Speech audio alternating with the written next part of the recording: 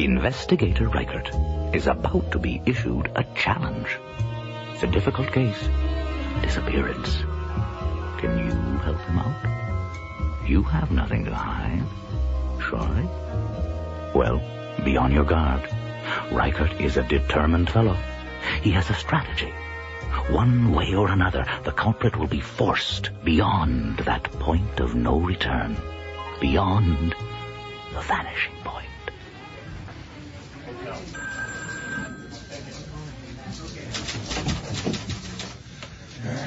Reichert!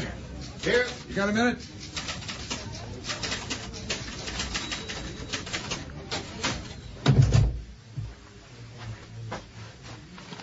Sit down. Anything on the girl? Not a thing. Nothing? Not a thing. She's gone. Okay. Well, look, don't take this personally, okay? But we've had a directive come down. It makes sense, whether you think it does or not. Here, read it to me, where I marked it. I want you to understand this. There's no useful purpose in identifying the criminal if we do not have sufficient evidence to bring him into court. Yeah. A premature arrest will mean that the criminal goes free and the image of the police force is damaged thereby. That's enough. That's enough. You get the idea? Yep. Now, don't get flip with me, Reichert. You understand? Is that okay? Sure. So don't bully anyone. Do I ever? How's your wife? Still trying to lose weight. I wish her luck. She'll need it. I bet you're a hard man to live with, Reichert. My wife thinks so. Okay. Okay, you win. Go on. Get back to work.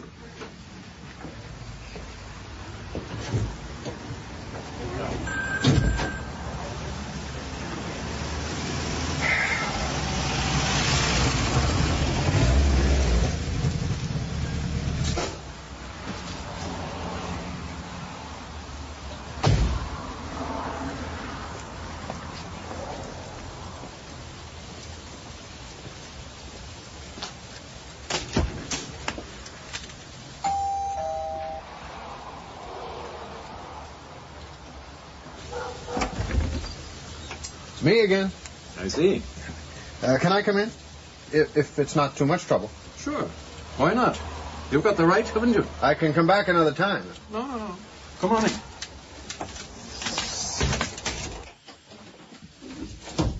Cold out there. What you'd expect this time of year? I suppose so.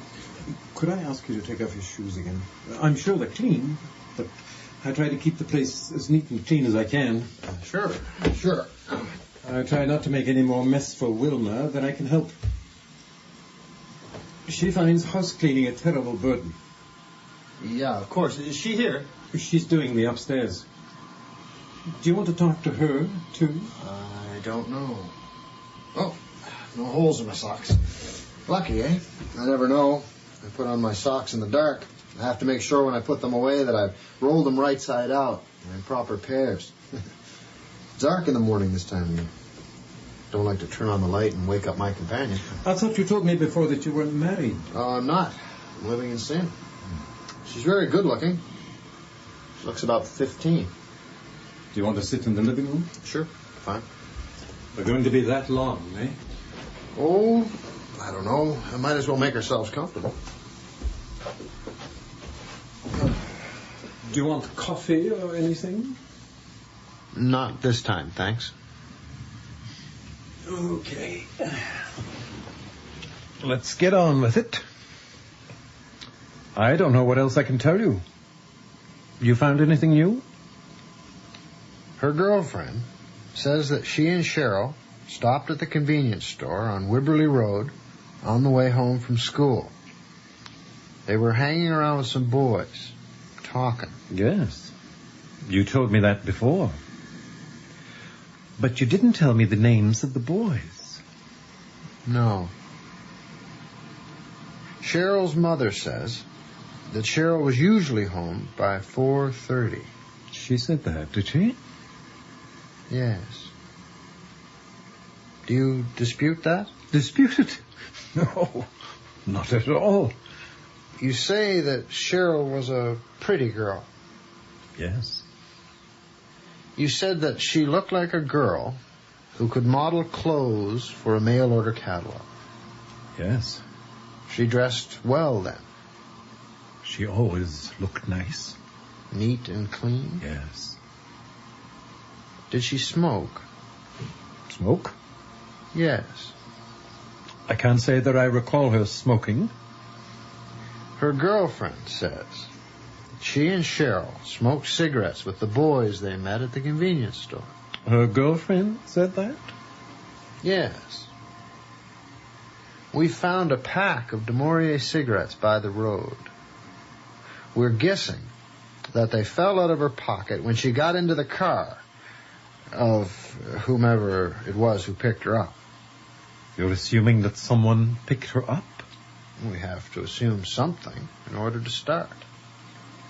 Beautiful young girls don't really disappear into the wind. I never saw Cheryl smoking. But then I only saw her walking along the street. Would you like to talk to my wife? No. That's all right. We thought she might have bought the cigarettes at the convenience store because she was smoking with those boys and her girlfriend. But the proprietor says he doesn't remember selling them to her. Is that so? Now, of course, perhaps someone bought them for her, given them to her as a gift. Perhaps. Yes. Did she or her mother ever give loud parties? Now, that I can answer. No.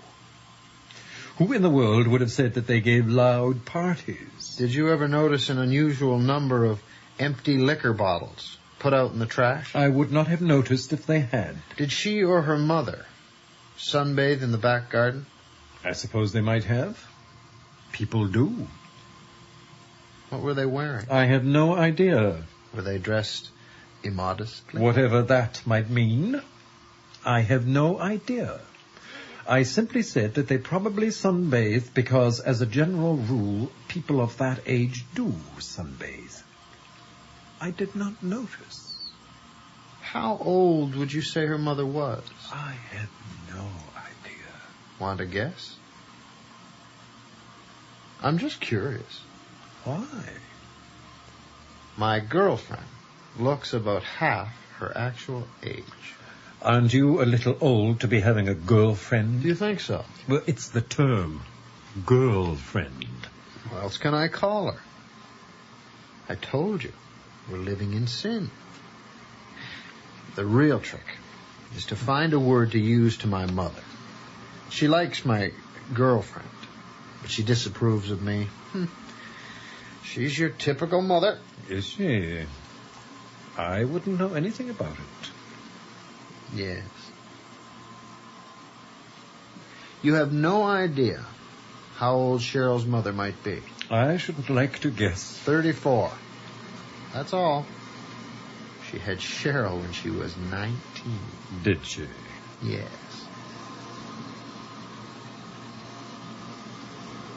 Did you say you wanted to talk to my wife? I'm sure she'll be able to come down. She might have seen something I didn't. She's usually home all day. I go out and run the errands. You've been retired for 3 years now. Yes. I retired at 60. I was offered the opportunity and took it. You weren't ordered to retire. Ordered? Yes.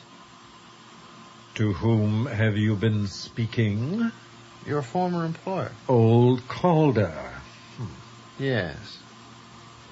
He referred to you as Old Williamson. Oh, did he? Well, I suppose that in fact we are just about the same age. He's 3 months older than you are. Is he? Yes. You are a very assiduous young man. What does assiduous mean? It means you work hard. I try. I figure that if I get enough details, everything will fall into place. Do you think so? What other choice do I have? Well, I suspect that you need a hypothesis as well. Whatever that means. And that another of your techniques is to pretend to be more ignorant than you are. I don't have any trouble pretending to be ignorant. Old Calder said that there was a certain unpleasantness just before you retired. He said that, did he? Yes. Can I sue him for slander if he tells malicious stories about me to the police? I don't know. We're at the mercy of other people, aren't we? Somebody makes up a story about a person, spreads it around, and it becomes fact. No number of denials will do any good. This story about you had to do with ladies' washrooms at the factory. Did it? What motive would he have in saying something like that? Oh, I can think of several. But then I'd be doing what he did, wouldn't I? Spreading malicious gossip, unfounded rumors, insidious speculation. Did you know, for example, that he keeps a bottle in his desk? That he is having an affair with his secretary? And that his son is a dope dealer? Gee, I hadn't heard about the son. All lies, you see? In fact, the jealousy was purely professional. One of us had to take early retirement. The company was cutting back. The decision fell to him, and he took it to his own advantage. Then, embarrassed to have been found to be so obviously self-serving, he looked round for some nasty story to explain it and throw a kind of blame on me. You're a good investigator. Isn't that the truth? You're right. Stories are really dangerous things. One of Cheryl's classmates said that Cheryl was a very promiscuous little thing, and that she would happily take on the entire football team if she got a chance. You see, people will tell horrible stories. Old Calder is a sick old man. So as far as you know, Cheryl was just the nice kid next door. So far as I know.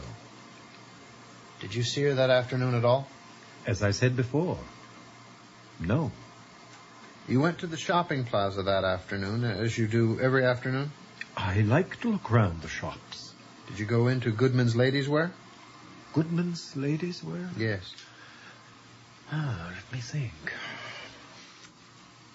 No, I don't believe I did. But I might have, easily enough. That might have been the day that my wife asked me to get her 3 brassieres.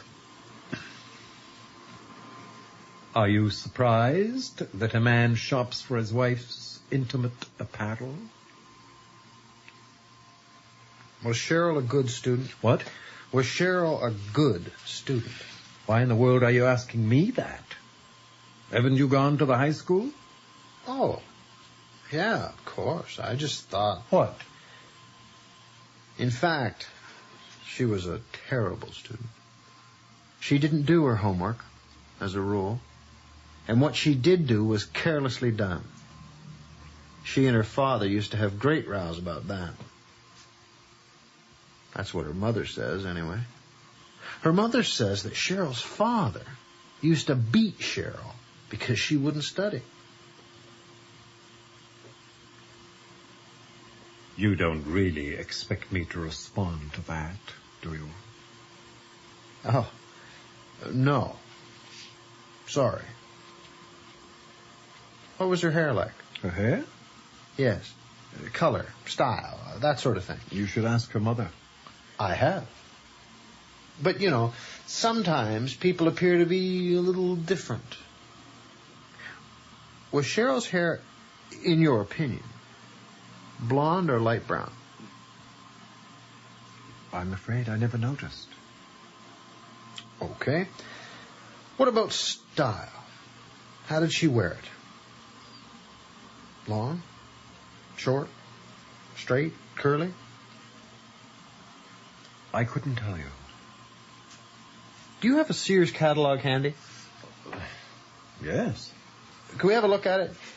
You've told me a couple of times, haven't you, that she looked like a teenage catalog model. I said she was the kind of a girl that one might see in a catalogue. Nothing special about her. You're not supposed to notice the model in a catalogue ad, are you? Isn't it the point that we're supposed to see the clothes and not the model? Yeah.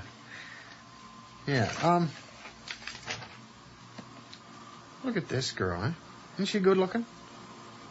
I suppose so. You buy from the catalog often? Yes. You'll find when you check my account that I've been buying from Sears for over 30 years. When I was a boy, I fell in love with a girl in a mail order catalog. Did you? Oh, yeah. She was great. She was modeling junior fashions, eh? Then came the year when I caught her in underwear. Great day, huh? Really great. Maybe that's why you've chosen a girlfriend who looks so young. You think so? Well, it's a possibility, isn't it? Are we going to look for hairstyles? Isn't that the idea? I watched this girl grow up. She's modeling ladies' coats now. Look. Here she is. Isn't she a beautiful woman? Lately, Cheryl's schoolwork was much improved, you know. Was it? Her teachers were surprised. They thought, in fact, that she might be cheating. The handwriting was hers, but the thoughts weren't. Her father could not believe that her schoolwork had improved. What about this one? What? No. Not at all. This one? I don't think so. Her hair was curlier than that. What about color? Would this be about right? Probably. I have no idea. Do you suppose if I asked for the accounts, I could find out exactly what you ordered? Probably. They tend to be itemized, since computers. Yes, they do. Ooh, look at this one. Lovely. My girlfriend likes to wear things like that. How fortunate for you. Yeah. She has dainty tastes. Really dainty. One of Cheryl's teachers thought that someone was writing her essays for her. If she was an attractive girl, I had no doubt that she'd be able to get some boy to write her essays for her. Did you ever do that? What? Did you ever write her essays? Of course not. When you were a schoolboy, I mean. Usually it was the other way around, wasn't it? The bright girl did the homework for the dumb boy, the athlete who could not understand Latin declensions. Did you do Latin? Of course. We all did in those days. We figure that someone offered Cheryl a ride on the way home. She was walking along the Wibberley Road. Was she? Well, it seems a logical supposition, doesn't it? The natural way home from the convenience store is along the Wibberley Road. Isn't that true? That seems a logical supposition. In Cheryl's last essay, she wrote that she wanted to become a model. I suppose that, along with airline stewardess and nurse, would have been one of the more popular choices for a girl, wouldn't it? She said she liked nice clothes. Isn't that typical of a girl her age? Her father said she was vain. Her father said that she was wickedly vain. What I think is he wanted to get his hands on her himself.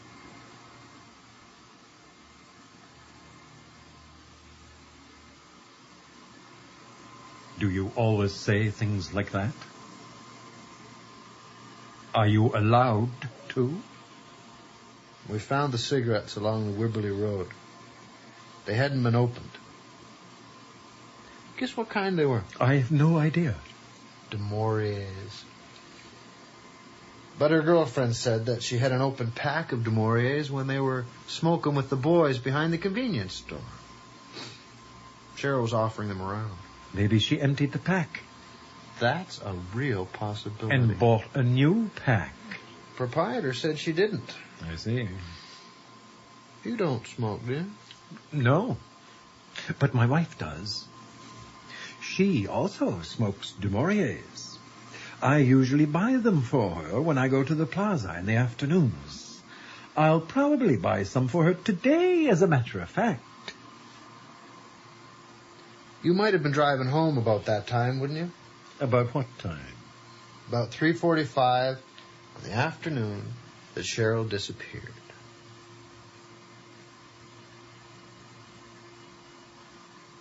Did you see her? No. What about another car? No. A gray Chrysler product like yours? No.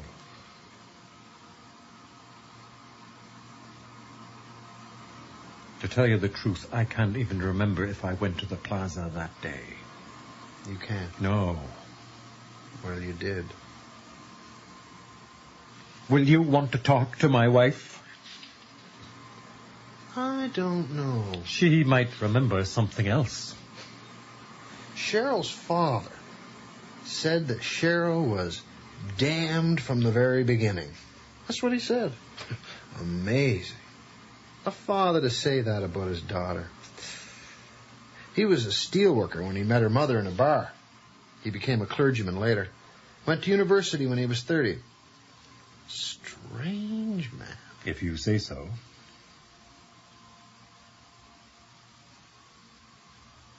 That mother is pretty good looking, eh?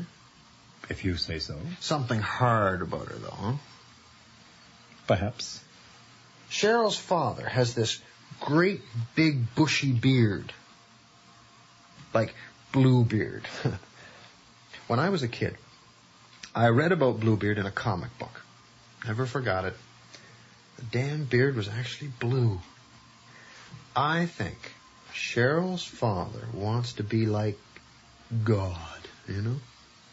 When his beard goes white, vengeance is mine, saith the Lord. Thinks he's the Lord. He wants revenge, but he'll call it justice, eh? He wants the guy. The revenge will wipe him clean. Yes. Then he will not only be free of guilt, he'll be right. He'll be righteous. Yes. So, Yes. is there anything else you remember?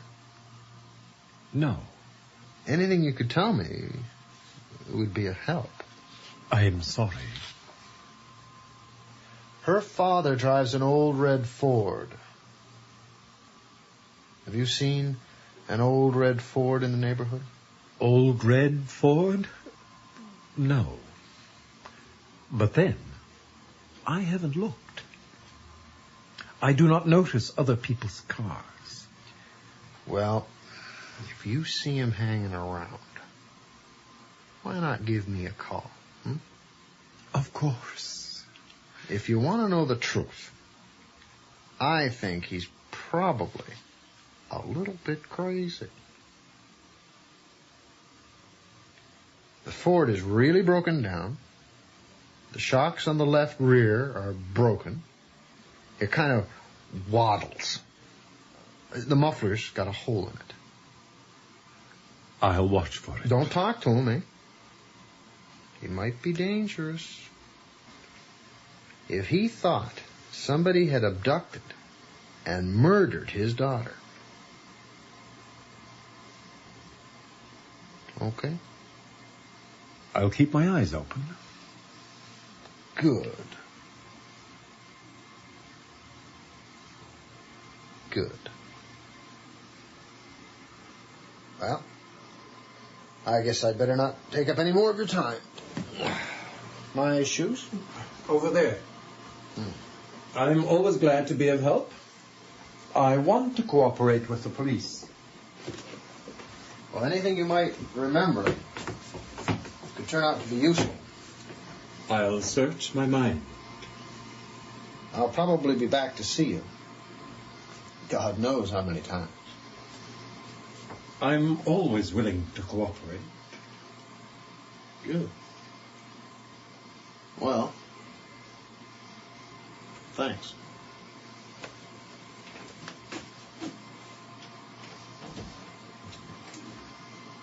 You're welcome. See you again. Goodbye.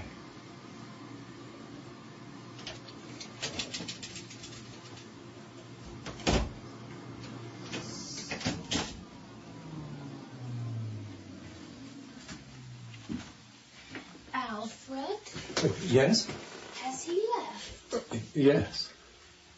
What did he want at this time? He wanted to know if I could remember anything else. I couldn't. Have you thought of anything else to tell him? No.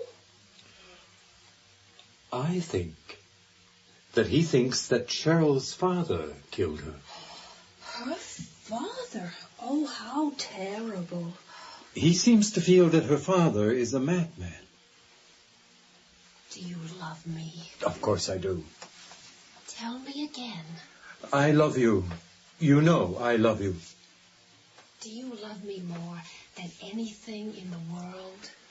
Yes. You know I do. Would you like me to put a ribbon in my hair? Would that please you? Yes. Please do that. Put a ribbon in your hair. Put on some music. Something romantic. I don't like that detective. Do you love me? Yes. Of course. You know I love you.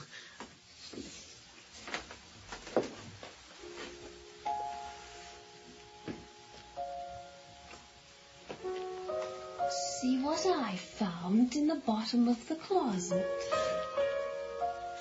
Yes. I see. Alfred Williamson's not likely to enjoy his little trips to the shopping plaza anymore. He'll probably spend more time standing by the front window, waiting for Riker to return one more time. Or waiting for a man who thinks he's God, an avenging angel in an old red Ford. It's all the same when you get this close to the vanishing point.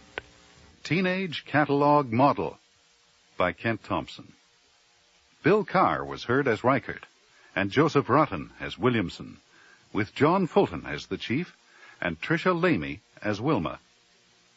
Technical operations were by Rod Snedden, with sound effects by Dermot Kenny, and the production assistant was Kathy Shaw. The series script editor is Sandra Rabinovich, and the voice of introduction is David Calderisi. Teenage Catalogue Model was produced and directed at CBC Halifax by Sudsy Clark. The executive producer of Vanishing Point is William Lane. Next week, it's How Love Came to Professor Gildy by Robert S. Hitchens, adapted for radio by John Douglas, and starring Neil Monroe and Chris Wiggins. Until then, I'm Art Cuthbert, wishing you good night.